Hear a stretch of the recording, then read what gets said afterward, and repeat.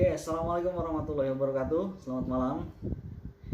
Kembali bersama gue guys. Gak jelas sih. Tapi ya begitulah. Nah, di sini kita akan mereview sebuah film atau telling tentang sebuah film yang berjudul Steve Jobs. Benar sekali. Film ini yaitu kisah nyata dari seorang tokoh revolusioner bernama Steve Jobs. Mungkin banyak dari kita yang seumur hidup cuman pakai Android aja dan belum pernah beli iPhone sama sekali, kayak gue juga sama. Tapi sesuka-sukanya kita sama Android pasti bakalan jawab yes. Ya, ketika kita sandingan dengan iPhone, contohnya ketika iPhone dengan RAM-nya yang cuma 2 GB aja itu lancarnya sama kayak Android RAM 4 GB ya guys. Hal kecil kayak gitu aja kadang ngebuat gue mikir kok bisa beda banget. Dan sewaktu saya habis nonton film ini, ternyata memang si Steve Jobs ini membuat suatu produk atau menghasilkan sesuatu itu benar-benar berkualitas. Oke, langsung aja kita masuk ke filmnya. Di awal film diceritakan bahwa Steve Jobs adalah anak kuliahan yang mendapat beasiswa karena kepintarannya. Dia bisa dibilang cukup terkenal di mata para dosen karena kejeniusannya. Tapi sayangnya Steve Jobs ini adalah anak yang suka banget kebebasan dan gak mau diatur nih guys. Dia jarang banget mandi, tidur di mana aja, kemana-mana nyeker, rambut berantakan, badannya yang bau, narkoba, seks bebas, pesta dan lain sebagainya. Dan sampailah di saat dimana dia pergi sama temannya yang bernama Daniel ke India. Nah, di India itu dia tujuannya itu hanya untuk mencari jati diri aja nih guys, karena dia ngerasa hidupnya nggak punya tujuan. Dan dia pun sekarang diasuh oleh orang tua angkatnya di India. Ini dia hanya ingin bertemu dengan seorang biksu yang menuntun dia nyari kedamaian. Si biksu itu pun bilang bahwa kesederhanaan akan melepaskan kita dari dunia yang rumit. Ingat guys, kesederhanaan akan melepaskan kita dari dunia yang rumit. Dan Steve pun terus-menerus memikirkan perkataan dari biksu itu. Singkat cerita, si Steve ini pulang, dan setelah pulang dia pun berhenti menggunakan narkoba. Dia pun berhenti kuliah lalu bekerja di sebuah perusahaan pembuat game, di mana di perusahaan itu Steve memegang sebuah project game nih. Nah, teman-teman teknisinya itu nggak bisa ngikutin apa yang dimau oleh si Steve ini. Maunya gamenya yang berwarna, tapi si teknisinya kekeh gitu kan, lama sama warna yang hitam putih. Steve pun kesal karena nggak ada seorang pun yang ngerti apa maunya dia, nggak ada yang paham sama kreativitasnya guys. Di otaknya yaitu apa ya, di otaknya lah kreativitas yang ada di otaknya. Kepala kantor pun datang lalu bilang ke Steve bahwa semua orang yang pernah kerja sama Steve pada ngeluh semua nih guys, karena permintaan si Steve ini yang selalu aneh-aneh. Akhirnya si Steve ini bilang ke kepala kantor itu bahwa dia mau sebuah project game baru dan dia bakal ngerjainnya sendiri project itu, dan dia berjanji bakalan bikin sebuah game terbaik sepanjang sejarah yang pernah perusahaan itu buat. Akhirnya Steve ini menghubungi sahabatnya yang bernama Morse untuk membuat game itu, dan setelah malam itu akhirnya jadilah sebuah game bernama Breakout. Mungkin banyak dari kita yang nggak sadar kalau dulu sempat mainin game ini kan. Berkat game ini Steve Jobs pun mendapatkan bonus sebesar $5.000.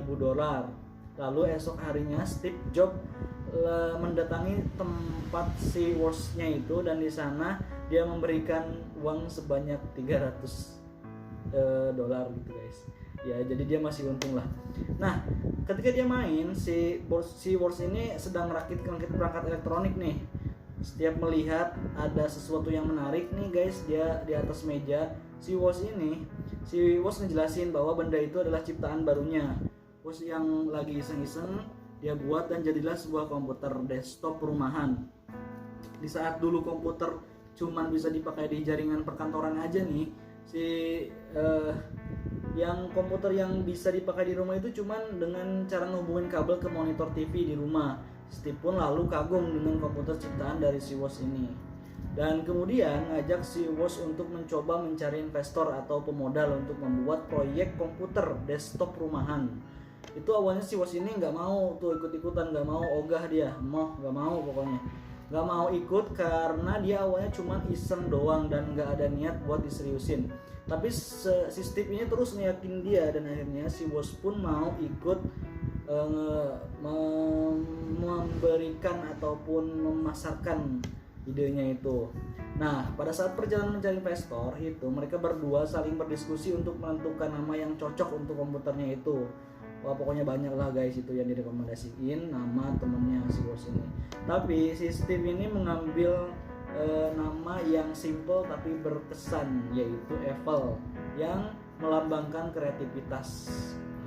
Kata Apple itu melambangkan dua dari kreativitas, namun sesampainya di komunitas para investor itu hasilnya ternyata nihil nih guys. Gak ada satu investor pun yang tertarik dengan komputernya. Tapi pada saat Steve mau pulang, seorang pemilik toko komputer yang tertarik dan kemudian dia menawarkan ke Steve ini sebuah kerjasama yang karena dia itu tertarik dengan komputer yang dibikin sama si Steve Jobs ini.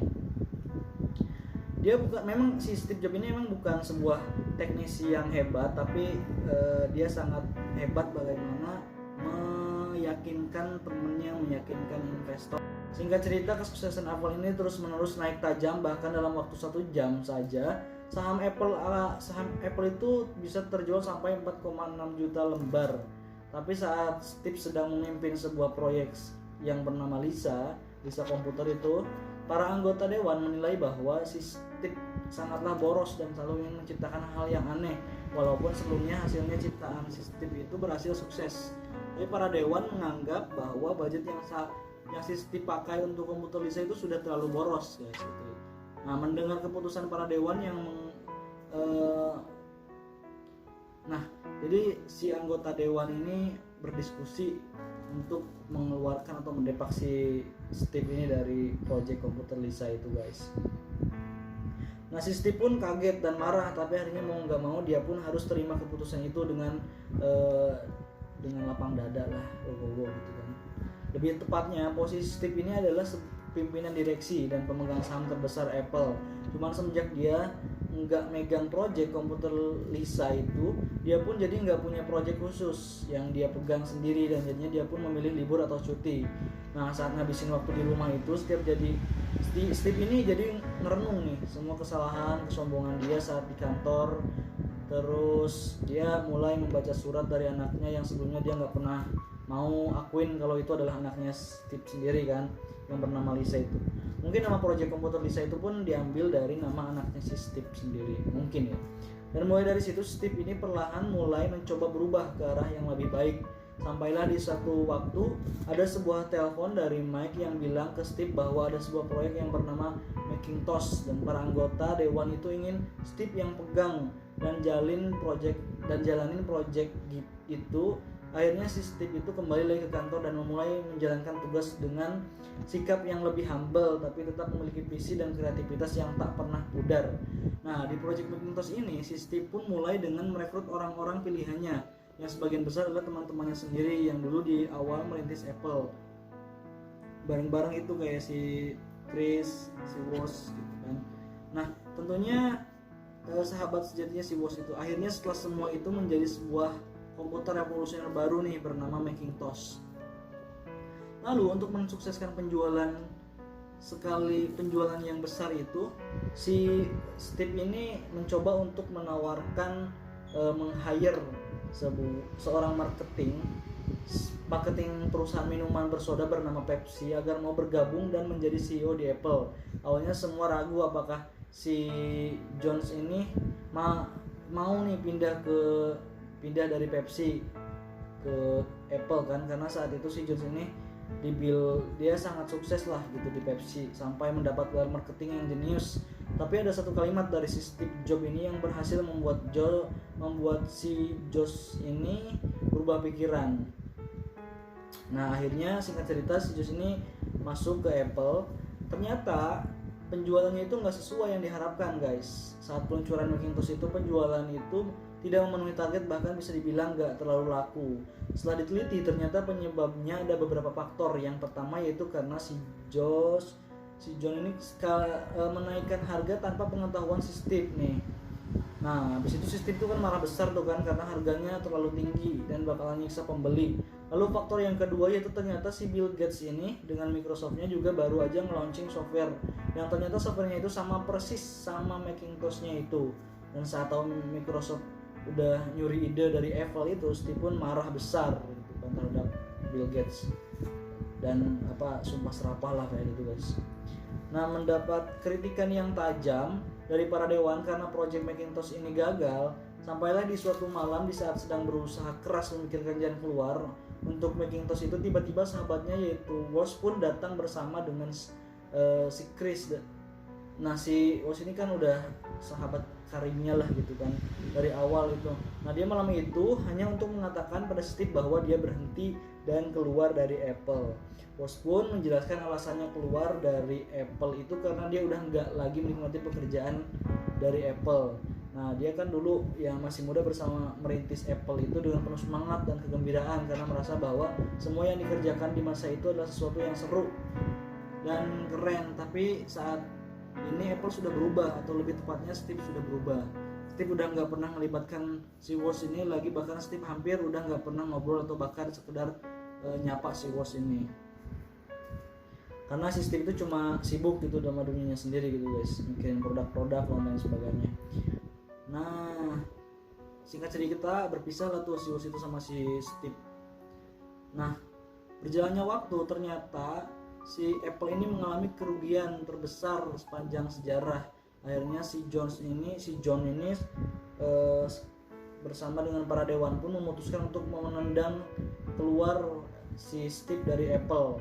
Saat mendengar itu, si Steve pun merasa sangat kecewa karena dia nggak pernah nyangka bahwa John yang direkrut sama dia sendiri itu ternyata bakalan nusuk dia dari belakang. Lalu sampailah di satu plot di mana pengambilan suara para dewan untuk memutuskan untuk memilih antara John dan Steve yang akan menjalankan Apple. Maka seluruh dewan pun memberikan suaranya untuk John. Bahkan tidak ada satupun yang memilih Steve. Bahkan si Mike yang dari awal bareng-bareng merintis Apple bersama si Steve. Nah, habis itu akhirnya Steve itu kan resmi ditendang keluar dari perusahaan yang dia bangun sendiri. Semenjak saat itu, waktu pun terus berlalu, Steve kini diperlihatkan memulai kehidupannya yang baru bersama dengan anak-anak dan istrinya, dan dia juga membangun perusahaan komputer baru bernama Next.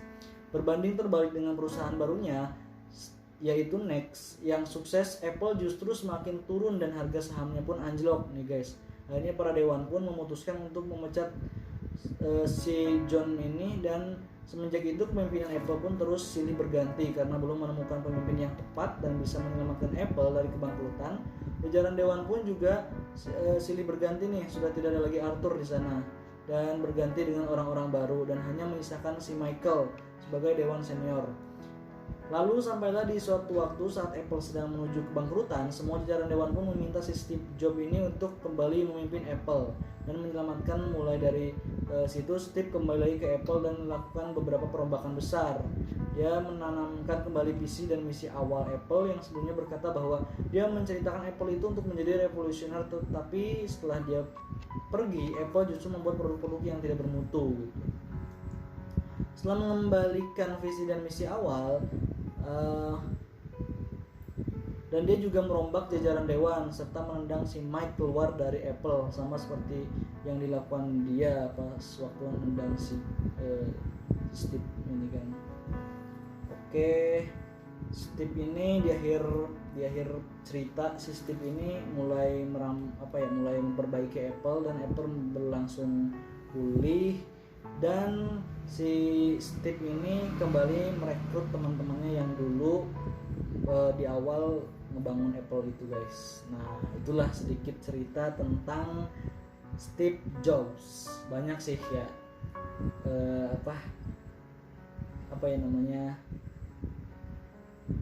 pelajaran yang bisa kita ambil dari si Steve ini kan.